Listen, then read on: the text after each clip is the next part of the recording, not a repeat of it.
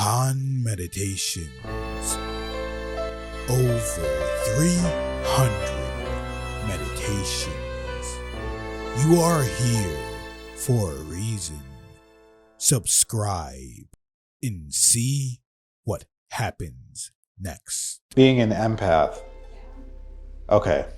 It depends how you define empath. Okay. If you're defining empath as my emotions are the only thing that matters and that's it, then that's the incorrect way to think of it. But if you define empath as in, I love everyone I come into contact with, I love all things I come into contact with, then you are in a correct way of using that word. But there's a difference, because some people are hypocrites. They might say, I'm an empath, but then they have a problem with someone else. But then they don't like the way this person is doing that. But then they're judging this other person. They're talking behind their back, but they're an empath. That's incorrect. The right way to be an empath is loving and having love for yourself first. Loving yourself and having love for yourself, and then taking that love and spreading it out to everyone else.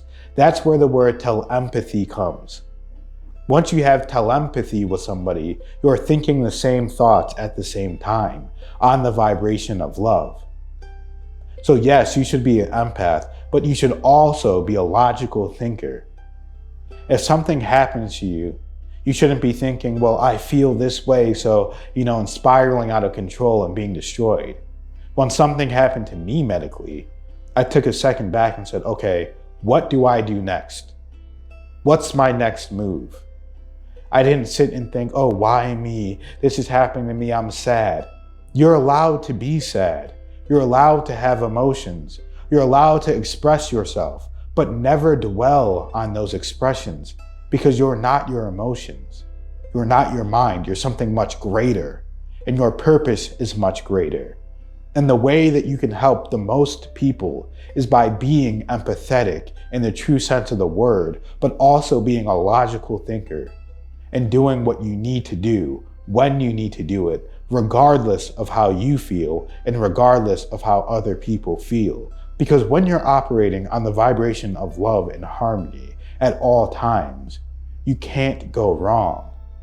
If you're in your pure truth of love operating, I love this person, I love myself, and I truly am never judging them or judging myself, then you will be doing the right thing. So yes, people use the term empath incorrectly, and they are hypocrites, and there are people that use the term correctly and are doing the right thing. Well, I think when a lot of people say it, they mean like, if someone's around me that's feeling mad, angry, I feel that exact emotion. Oh, you're saying if someone around me is angry, then I feel angry. If someone around me is sad, I feel sad. Say it like that. Yeah, I mean, that's very possible to feel other people's emotions, and you should feel other people's emotions around you, because that's just having a social awareness.